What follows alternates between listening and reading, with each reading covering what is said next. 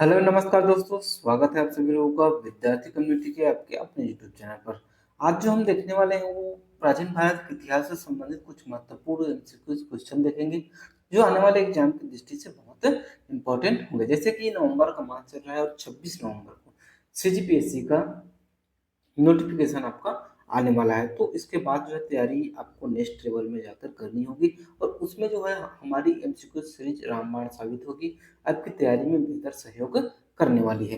तो चलिए देखते हैं, मौर्य काल का अंतिम जो महान सम्राट कौन था। तो मौर्य काल का जो अंतिम महान सम्राट था वो था आपका अशोक। अशोक जो है अंतिम महान सम्राट था। ठीक, अशोक के बाद जो शासक आए ना वो उतने पावरफुल या महान नहीं बन पाए जितने अशोक बने। ठीक है, अशोक ने ही जो है कलिंग युद्ध लड़ा था। आपको कमेंट करके बताना है कि कलिंग युद्ध कब हुआ था। ठीक है, और इसी कलिंग युद्ध के बाद जो है अशोक का धर्म परिवर्तन भी हुआ था। मौर्य साम्राज्य का विस्तार किसने किया था। तो मौर्य साम्राज्य का जो विस्तार है वो चंद्रगुप्त ने किया है। ठीक है,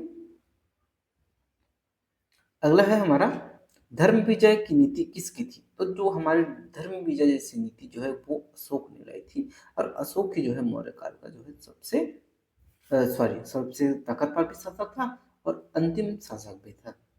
गुप्त काल की प्रमुख कला क्या थी। चित्रकला, मंदिर कला, मूर्ति कला या फिर जो है नाट्य कला।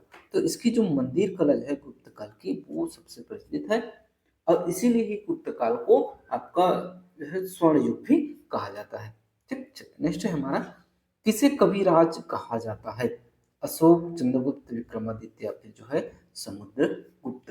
तो आपके जो कविराज जो कहा जाता है वो आपके समुद्रगुप्त को कहा जाता है।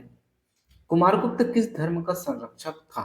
तो कुमारगुप्त आपके जो है शैव धर्म का संरक्षक था। किसका? शैव धर्म का। अशोक का प्रसिद्ध शिलालेख कहाँ मिला है। तो अशोक का जो प्रसिद्ध शिलालेख है वो आपको मिला है लाट में।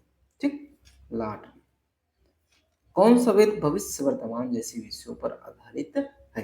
तो ये आपका जो अथर्ववेद है वो भविष्य वर्तमान भूतकाल इन सभी की बातें करती है।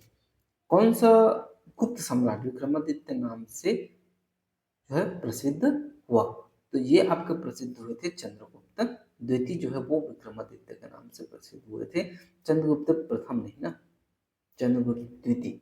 ठीक ठीक, नेक्स्ट है, किस मौर्य शासक ने जैन धर्म अपनाया था। तो आपके मौर्य शासक की बात करें, किस मौर्य शासक की, तो मौर्य शासक में जो आपके चंद्रगुप्त मौर्य थे उन्होंने जो है जैन धर्म अपनाया था। ठीक, चलिए आगे देखते हैं, नंदवंश का संस्थापक कौन था। तो आपके नंदवंश का जो संस्थापक था वो था आपका महापरमानंद। ठीक, चलिए नेक्स्ट है, बौद्ध धर्म के सिद्धांत पहली बार किसके द्वारा संकलित किए गए। तो बौद्ध धर्म के जो सिद्धांत थे वो पहली बार आपके अरिसंघ के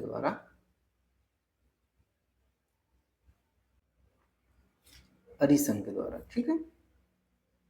नेक्स्ट है, अशोक के समय कौन सा धर्म जो है वो राजधर्म बन गया था। तो अशोक के धर्म जो है बौद्ध धर्म, क्योंकि अशोक ने जो है बौद्ध धर्म अपनाया था उसे राजधर्म घोषित कर दिया था। नेक्स्ट है, समुद्रगुप्त की राजधानी कहाँ थी। बहुत चुनिंदा क्वेश्चन है। तो पाटलिपुत्र जो थी वो आपकी अशोक की समुद्रगुप्त की राजधानी थी। तो ये था हमारा छोटा सा प्रयास आपकी तैयारी में को एक नेक्स्ट लेवल तक ले जाने का, और हमारे द्वारा जो इसी तरह के वीडियोस लॉन्च कर किए जाएंगे। तो आप लोग इस वीडियो सीरीज का लाभ लेना चाहते हैं तो आप हमारे चैनल को लाइक कीजिए, सब्सक्राइब कीजिए और ज़्यादा से ज़्यादा लोगों तक शेयर कीजिए।